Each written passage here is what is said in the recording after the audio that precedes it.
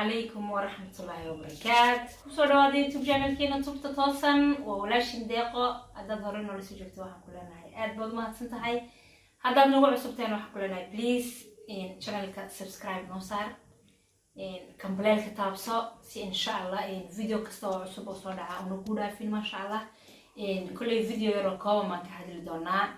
videogaas wuxuu ku saabsan yahay nin caano oo la yaqaano oo la dhaho ibnu dinaar ayuu ahaa suduuse ku noqday nin wanaagsan maxaase u ahaa sabab ayaan soo diin doonaa insha Allah. inagoo qisadeena u guda galayna waa kana maalin maalmaha horta ibnu dinaar wuxuu ahaa nin taqiya masha Allah alla ka cabsi badan nin wanaagsan bulshada uu markaa la noolaa aad loo qadarin jiray masha Allah ay dadka dhan jeclaayeen inay ku daydaan. maalin maalmaha kamida isaga oo xashka jooga oo kacbada dawaafaya nin baa ku yiri war maanta su'aal ma rabaa inaan ku weydiiyay su'aashaas iga jawaab ku yiri. wuxuu ku yiri ibnu dinaar masha Allah qof waxa tahay magac maamuus wanaag yani intaba ay ku dhanyihiin oo bulshada dhexdeeda magac ku leh bal waxa rabaa ku yiri maqaamkaas sidaad ku gaadhay inaan ogaada rabaa ku dhahay. ibnu dinaar isagoo ninkii u waramaya way isla fadhiisteen. wuxuu ku yiri wallahi horta aniga waxaan haabu ku yiri nin dunuub badan nin dambi badan baan haabu ku yiri nin waxaan haabu ku yiri ay xumaanta inteeda yar iyo inteeda weyn midna ay u kala soorneen ayaan haabu ku yiri oo xumaan waxa la yiraahdo ku talax tagay.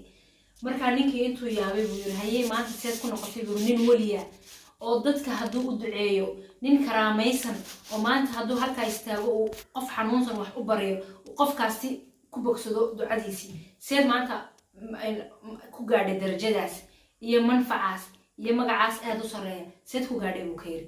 wallahi waxaan ku gaadhay buu ka yiri waa tar sheekadeedii bal ila dhageysta sheekadiisa. wuxuu ku yiri aniga gurigeyga markaan joogo waxaan haabu ku yiri qof khamriga iska caba dhalooyinkii khamriga halkaa ii yaala cunug yaroo waxa ii joogtay buu yiri amba gabadh yaroo waxa ii joogtay buu yiri da'da 3 sano oo markaa kacday. wuxuu yiri cunugtaa yar dhalada aan cabaayo iyo bakeeriyaashaan ku cabaayo uunbay jajabisaa buu guriga wax kale kuma ciyaarto wax kalena ma jajabiso ilaa waxa anigu aan khamrada ku cabaayo maahan. waan ka yaabay buu cunugtii yaray saan ula yaabanaa cunugteedii yaray wuxuu yiri way yani way dhimatay amba ilmuhu markuu yar yahay lama dhaho uu dhintay uu shafeecaga dhaa because waa shafeeca waalidiino waalidku hadhow toole maalintii yawmal qiyaamaha ayuu shafeecad qaadaa masha Allah. gabadhiisii yaray 3 sano jirkii way dhimatay. wuxuu yiri gabadhaydii markay dhimatay habeen maan riyooday buu yiri aniga oo jiifa riyay ahayd buu yiri oo wuxuu laakiinse waxay ahayd buu yiri riyo aan life aan moodaya inaan u soo jeedo oo wixii igu dhacay aan arkaayo bal maxaa ku dhacay walaalena ogaano bal maxaa ku dhacay ninka bal aan ogaano iyo waa qisadii keentay inuu ninkaasi toobad keeno oo nin wanaagsan noqdo. wuxuu yiri riyadayda anoo saa u jiifo waxaan arkay buu yiri maski eryanaya masba eryanaya buu dhahay maski saan uga cararayay waxaan u tagay buu yiri nin da'weyna oo de aanan xoog badan lahayn. ninkii baa wuxuu ku yiri halkan aan kaga wareegtay dhankan kale aan kaga wareegtay. ninkii wuxuu isku dayay buu yiri maski eryanayay inuu bal iga celiyade amba wixii dilaayay kolkaa buu qacanta sidaa yar buu leeyahay buu saayir dawaanin aanan xoog fara badan lahayn. wuxuu ku yiri ninkii wuu iga celin kari waayo wixii eryanayay waan cararay buu ku yiri ciyaal yar oo qurqurux badan oo meel beero kale ku ciyaaraya ayaan u tagay buu yiri. ciyaalkii beertii markaan u tagay 2 jeer sida wixii aan ka carariyay aan ugu meeraystayna gabadhaydii baa ku dhex jirtay buu ciyaalkii masha Allah. ilmihii meeshaas joogay gabadhaydii oo dhalooyinkii khamradeen cabay iga jajabin jirtay iga dhimataa ku dhex jirtay buu ciyaalka yaryar. gabadhaydii baa wuxuu ku yiri dishay buu yiri wixii daba cararayay anigiina aan iska celin kari waayay anoo xoogaale odaygii meeshaas aan ugu tagay ninka weyn ahaa ee xoog aan lahayn buu iga celin waayay. markaa buu yiri yaan riyadaydii ka soo booday u dhahay.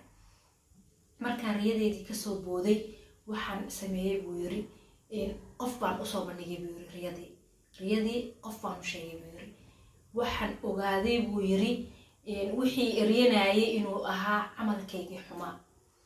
qofkii aan xoog lahayn ee rabay inuu wixii xumaa amba camalkaygii xumaa iga badbaadiyo ahaana wuxuu ahayd buu yiri yaa la igu fasiray yani acmaal yaroo de wanaagsan mar aan qof wax qaadi kari waaya mar qof laga adkaaday amba la dilay anuu heeliyo yani waxyaabo yaroo wanaag oo de sameyn jiro iska caato midna lahayn ayay tiina noqotay buu yiri oo ninkii i badbaadin kari waayay.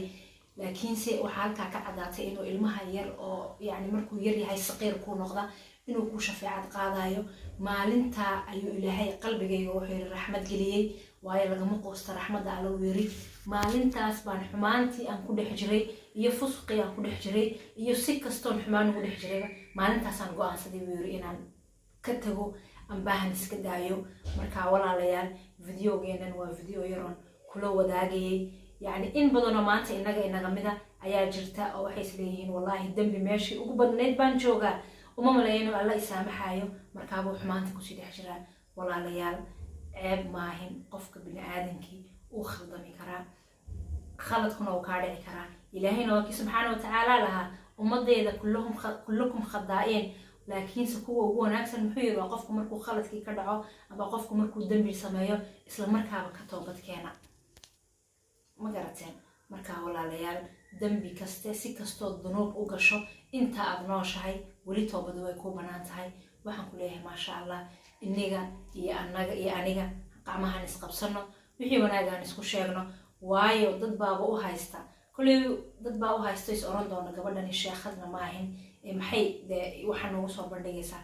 walaalayaal waxaan arkay youtuberada maanta dhalinyarta youtuberadeen daawanayno inay adduunina nooga sheekeynayaan inaan maanta dhan maxaa la yiri iyo maxaa la sameeyey iyo heblaayo maxay ku haystay iyo heblaayo maxay xidhatay ma daba soconaa. laakiin walaalayaal ilaahay zaman waxaan ku jirnaa u baahan inaa allah subxaanahu wa tacaala la isxasuusiyo. walaalayaal intaa yar waxay iga hayd waano qof walaalkaya oo maanta u baahan iyo naftayda aan siinaya iga hayd walaalayaal. marka waxaan leeyahay qofka walaalkaya ee xumaan noocay doonay ha noqotay ku dhex jira amba xumaantu ma ahin mid daahir oo dadku arkayaan. dadkeena xumaan waxay haystaan qofkiinu wax u sameeyo inuu laakiin xumaan waxa amaanta waxa social media ka socda daawanayso indhahan way zinaystaan, afku xumaan buu galaa, dhagahaagu xumaan bay galayaan. marka walaalayaal xumaantu maaha mid weyn oo guri la isku khabeeyo oo nalka dansato oo dadka dhan ku arkin maaha, laakiin xumaan badan waxaan sameynaa wallahi billaahida oo iska caadiya. maanta dhan waad sooman tahay bal ka waran ilaahay soonka wuxuu yani kaa daayay oo maxay haydeen xumaantii awal lagu xisaabin jiray moogtahay bisha ramadaan inay laba naab tahay, moogtahay inuu dembiga aad ramadaan gasho inuu dembigii hore ka badan yaho laba jibaare. markaa walaalayaal anoo naftayda iyo nafihiinaba naar insha allah in aan rabno inaan ka wada badbaadno. mid kastoo inaga mida maanta haddaa la dhaho janno maa rabtaa qof may oranayo ma jirto walaalayaal.